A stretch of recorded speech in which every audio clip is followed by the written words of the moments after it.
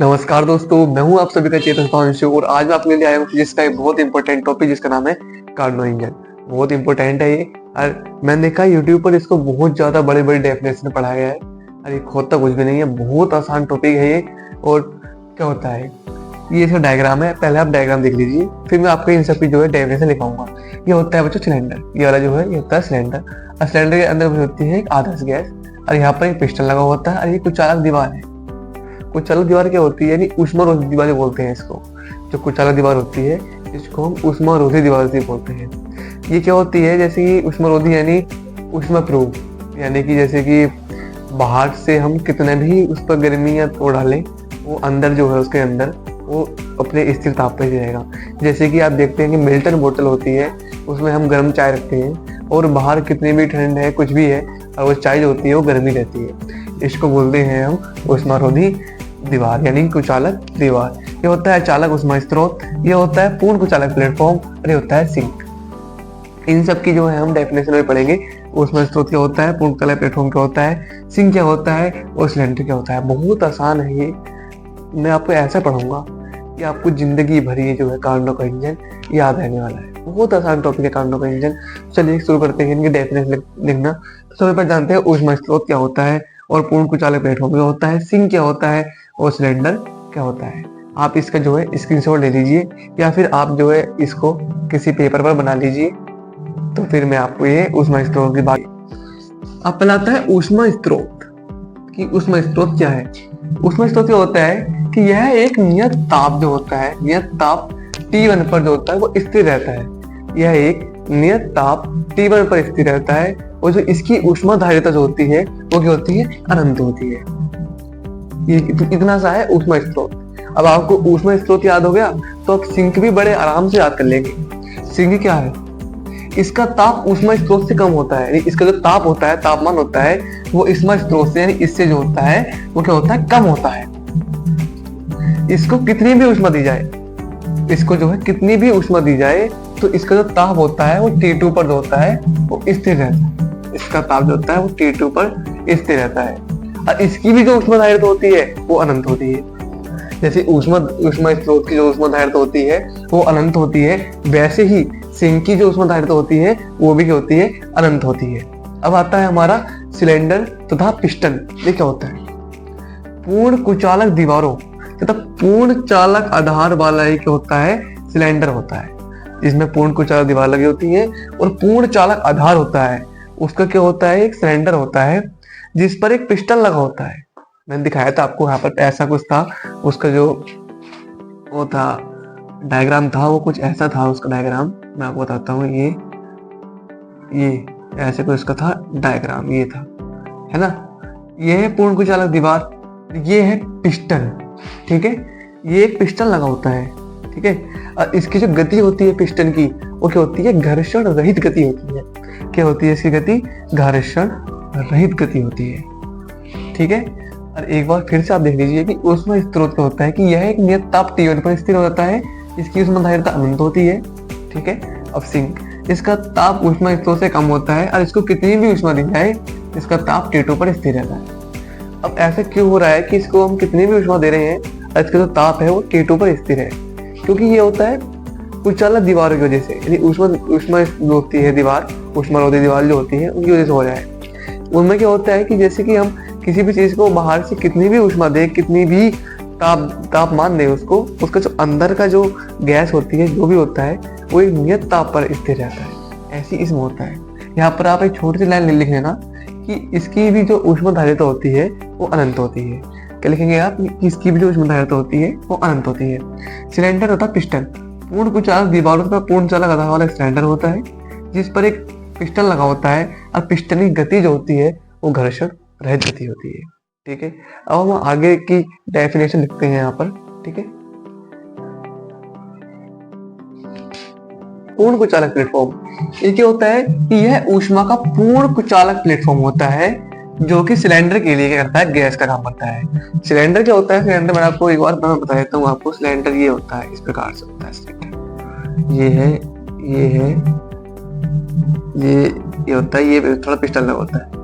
ये क्या होता है, सिलेंडर के लिए क्या करता है, ये स्टैंड का जो है काम करता है। अब आता है जो कार्यकारी पदार्थ। ये क्या होता है? यह कार्यकारी पदार्थ एक आदर्श गैस होती है जो कि सिलेंडर में भरी रहती है, यानी इसके अंदर जो है यहाँ पर ये जो भरी हुई है ये कार्यकारी पदार्थ इसको हम बोलते हैं, यानी इसको बोलते हैं आदर्श गैस। आदर्श गैस, ये आदर्श गैस कहाँ पर जाती है? सिलेंडर में भरी रहती है। ठीक है, अब ये क्या है बच्चों? ये है ग्राफ, ये भी आपको बनाना पड़ेगा। ये कुछ भी नहीं है, बहुत आसान है, समझाता हूँ। यहाँ पर क्या होता है बच्चों? गैस का यहाँ पर होता है बच्चों गैस का समतापी प्रसार। जब समतापी प्रसार होने के बाद क्या होता है? इसका रुद्धोष्म प्रसार। ये गैस, ये जो गैस सॉरी ग्राफ है, ये ऐसे चल रहा है। फिर जो रुद्धोष्म प्रसार होने के बाद इसका हो रहा है बच्चों समतापी प्रसार और समतापी संपीडन, सॉरी क्या हो रहा है? समतापी संपीडन। और समतापी संपीडन होने के बाद उसका हो रहा है बच्चों रुद्धोष्म संपीडन। गैस का हो रहा है। इनकी सबकी डेफिनेशन में अभी लिखवाता हूँ आपको, समतापी प्रसार की, रुद्धोष्म प्रसार की, रुद्धोष्म संपीडन की, समतापी संपीडन की। बहुत आसान डेफिनेशन है ये आपको बहुत आसान है। आप इसको लिखकर एक बार फिर से देखोगे दोबारा, बहुत आसान लगेगा आपको। ये बहुत ज्यादा आसान है ये, आप इसको जिंदगी भर आप इसको याद रखेंगे और मेरी गारंटी है आपके 11th क्लास के फाइनल एग्जाम में कम से कम 8 नंबर का याद आए, मेरी गारंटी है, पक्का आएगा ये 8 नंबर।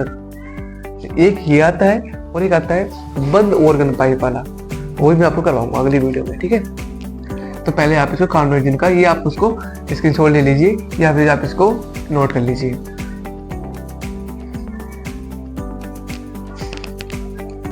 तो आइए अब हम देखते हैं समतापी प्रसार।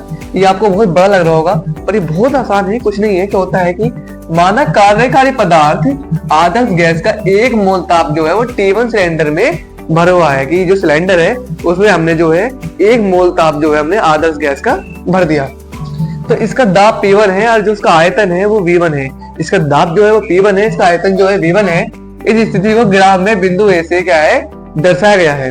तो जब हम सिलेंडर को क्या करते हैं उसमें स्रोत पर रखते हैं, यानी जो सिलेंडर है उसको रखे उसको स्रोत पर रखते हैं, तो इस स्थिति में जो है इस स्थिति में क्या होता है? गैस का समतापी प्रसार होता है। जो इस स्थिति में जो है हमारी आदर्श गैस है, कार्यकारी पदार्थ है, उसे क्या होता है? समतापी प्रसार होता है। जो सीधी सी बात है, समतापी प्रसार होगा तो आयतन बढ़ेगा। तो क्या होता है? आयतन V1 से बढ़कर V2 हो जाता है और दाब जो है वो P1 से घटकर P2 हो जाता है। बस अब हम देखते हैं कि इसका रुद्धोष्म प्रसार। आपको समतापी प्रसार याद हो गया तो सेम टू सेम आपको समतापी प्रसार भी ऐसे का ऐसे ही आपको जो है याद हो जाएगा। इसमें हमने क्या करा है कि इसमें समतापी प्रसार, तो दोष प्रसार में क्या है कि समतापी प्रसार के बाद जो है सिलेंडर को ऊष्मा स्रोत से हटाकर कहाँ रखते हैं? पूर्ण कुचालक प्लेटफॉर्म पर रखते हैं, पूर्ण कुचालक प्लेटफॉर्म पर रखते हैं। और इस स्थिति में गैस का क्या होता है? रुद्धोष्म प्रसार होता है और जिससे ताप T1 से घटकर T2 हो जाता है। सीधी सी बात है, रुद्धोष्म प्रसार होगा तो ताप जो है वो घटेगा। एक बार और देख लीजिए कि समतापी प्रसार के बाद जो हमने पीछे समतापी प्रसार करा था, तो सिलेंडर को हमने ऊष्मा स्रोत पर रखा था, है ना? तो उसके बाद हमने क्या करा? ऊष्मा स्रोत से सिलेंडर को उठाया और कहाँ रख दिया? हमने पूर्ण कुचालक प्लेटफॉर्म पर रख दिया। पूर्ण कुचालक प्लेटफॉर्म क्या करता है काम? और तो सिलेंडर के लिए क्या काम करता है? स्टैंड का काम करता है। हमने उस पर क्या करा? हमने उसको सिलेंडर पर रख दिया। तो इसमें क्या हुआ? गैस क्या हुआ? रुद्धोष्म प्रसार हुआ। और जब सीधी सी बात रुद्धोष्म प्रसार होता है, इससे उसका ताप T1 से घटकर T2 हो गया। अब देखते हैं समतापी संपीडन।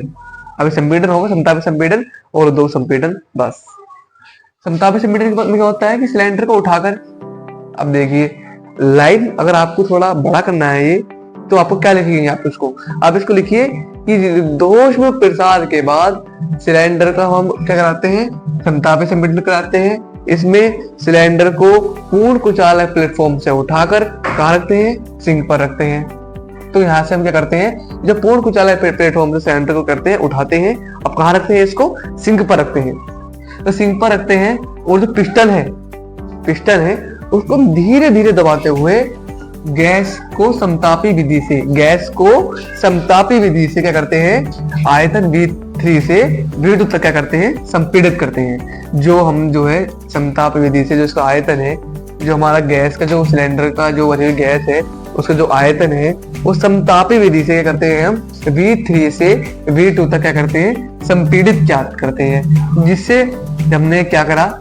जब आयतन संपीड़ित करा, सीधी सी बात है दाब जो है हमारा दाब वो क्या होगा, P3 से बढ़कर P4 हो जाता है।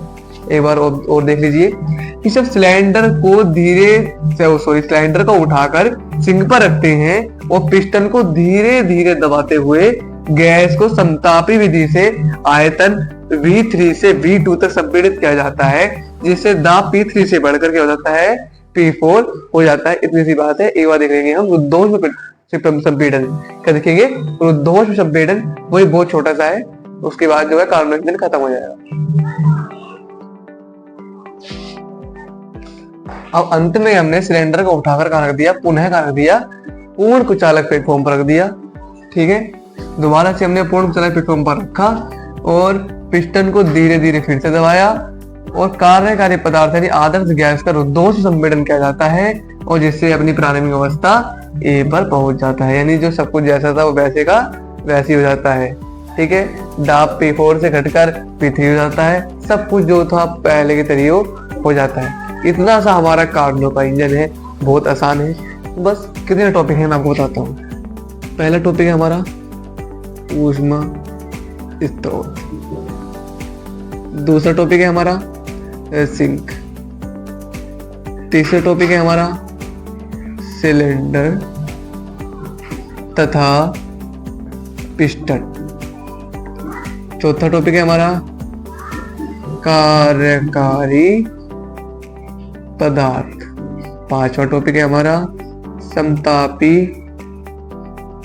प्रसार, छठा टॉपिक है हमारा रुद्धोष प्रसार, सातवां टॉपिक है हमारा समतापी संपीड़न